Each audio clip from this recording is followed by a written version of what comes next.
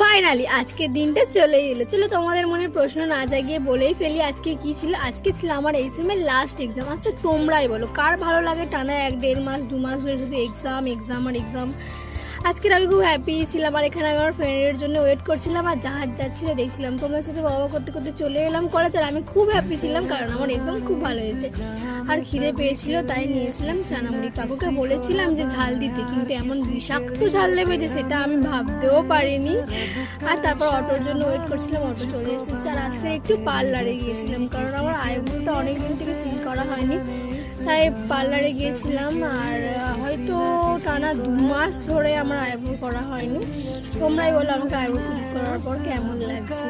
আর একটু মিষ্টি দোকানে গিয়েছিলাম বাড়ির জন্য সিঙ্গাড়া আর মিষ্টি কিনবো বলে। তারপর সিঙ্গাড়া আর মিষ্টি নিয়ে বেরিয়ে পড়ি। আর এটা হচ্ছে আমাদের এখানে মেলার মাঠ, এখানে প্যান্ডেল প্রায় অর্ধেক হয়ে এসেছে আর সারাদিন ঘুরে তো মুখের অবস্থা আর নেই।